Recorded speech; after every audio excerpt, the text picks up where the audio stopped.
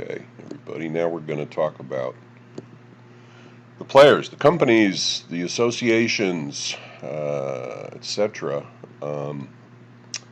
Right, so major consolidation, move to streaming. Here are the old-time players, 3 networks, and then public television, right, which is not ad-supported public television. And this was the landscape for a long, long time. This is when you could, in the 50s and the 60s and the 70s, you could buy an ad, as I said before, on the 3 networks where you could buy ads around the same time. And you could, quote, roadblock, unquote, and reach almost all the TV viewing households in the U.S. at the same time. You can't roadblock anymore. The audience is fragmented, watching hundreds of cable channels, watching YouTube, watching all kinds of things now. So sort of hard. Unless you buy an ad on, say, a major appointment event like the Olympics or the Super Bowl, or to a less degree the Oscars, the Emmys, you can't reach a huge audience at one time on TV. I also must mention some Spanish language networks here in the U.S. Telemundo, Univision, 2 very big and successful companies airing Spanish language TV and also English language TV, appreciated by families with Hispanic backgrounds also. These are the major cable companies. These are the companies who collect subscriptions from cable customers. And of course, these cable companies deliver TV, they deliver phone, landline phone, and they deliver internet access, broadband access to households. So typically a household, as you folks know so well, unless they've cut the cord, quote unquote, and that is another rising trend that adds to the fluctual nature of TV. These companies sell packages, right, of the wire that comes into your house, carries in information, and you can send out information, etc. And these folks are big players in the whole TV business. Cable networks arose. Some of them pay services, subscriber services. Others, like ESPN and Nickelodeon, packaged in and delivered to cable subscribers without a separate subscription fee per network. Home shopping network, another phenomenon there in the cable land. And now some of the new streaming services, because of course what's happening is every network, every entity that airs television content has got a streaming option. So we have Amazon here with Prime, we have Apple TV, we have HBO Max, we have Disney Plus, and many others. And of course Netflix kind of kicking it all off. Here's what many TV sets look like these days. So you open your TV set and you choose whether you want to watch cable, in which case you can go and play around on all your cable channels, or whether you want to go right to a streaming service and watch your content there whenever you want to watch it. So, right. This is a few years old, I apologize, 2018, but Netflix is way ahead here. Still is. except Netflix in the U.S. now has, I think, about 75 million subscribers, so things have changed. And the streaming services, the non-major TV network companies, are the folks who are winning all the creative awards. The TV creative award is the Emmys. The Emmys just aired in September 19th. And here are the outstanding programs. Apple TV wins for comedy for Ted Lasso. Netflix wins for drama for The Crown. Queen's Gambit, limited series on Netflix. John Oliver, variety talk. Well, you can see is HBO, Showtime, Disney Plus. The only thing network that won for anything was NBC winning for Saturday Night Live. And here in terms of acting, again, you've got Apple TV, HBO Max, Netflix, HBO. So, the old-time networks just are not winning the Emmys. They're not producing the programs people want to see. So they will continue to lose viewers. And more, of course, the overall trend is that unless it's kind of, unless it's the news or sports or some kind of event, more and more of the entertainment content anyway is going to go to streaming and not maybe be aired on the networks, but be watched more and more via streaming. Here are top-rated TV shows for 2019-2020. By the way, you'll notice a lot of football in there. Okay. Okay. And then here, just to open our minds up a bit, our worldwide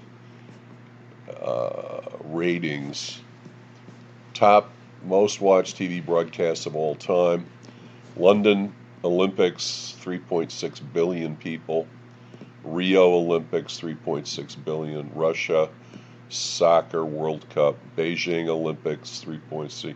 So you see sports, and more sports in terms of worldwide TV viewership. And sports is appointment viewing, folks, right? You want to watch it while it's happening.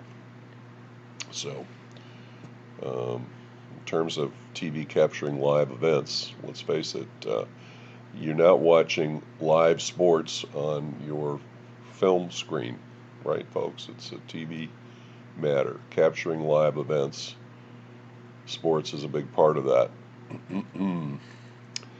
Here are the trade associations for television.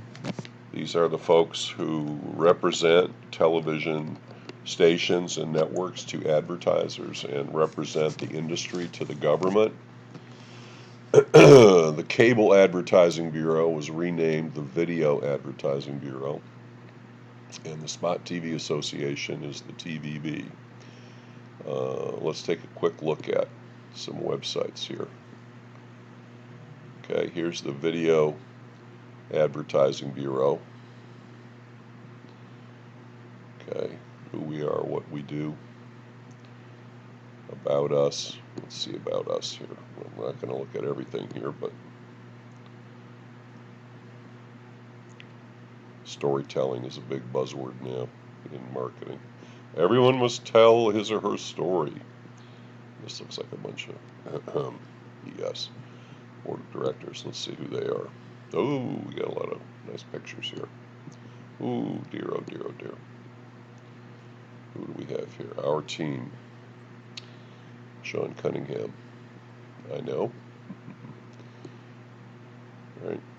Here's their team. Okay, I don't know why we're seeing this. That isn't that important. Let's go off of here. Hold on. We're back on YouTube now where I'm capturing all these recordings. Let's try to go back to our presentation and we'll look at this is Spot TV. Oh my gosh, what happened? Oh, I don't know. Oh my goodness, I'm so sorry. Um, should get rid of that link. I guess it's not a good link. Sorry. Well, this sells the local TV stations. Um, by the way, another little shortfall in my presentation to you guys. I'm thinking of, in addition to not making enough out of sports in regard to the fact that it's live, that it's capturing a live event, and only TV can really do it the right way. Politics. We showed the Nixon-Kennedy debate, a little snippet of it, but buying ads on television to support political candidates is a huge phenomenon in our country. And so, particularly in every presidential election, $1 billion plus are spent buying TV. And the TV tends to be bought in the swing states, because they're going for electoral votes. So states like Ohio and Florida and Pennsylvania, Arizona get tons of dollars coming in from political candidates. Big phenomenon for television. So, and then of course, folks, where does that money come from? It comes from political donors, or very often corporations or wealthy people. They donate this money to a political candidate, and they expect something in return. They expect to be listened to.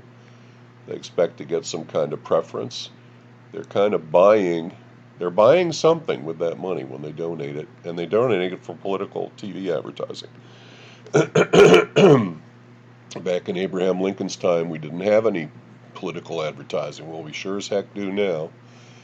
And all politicians have to fundraise to come up with money, mostly for television. So what has that done to our country, everyone?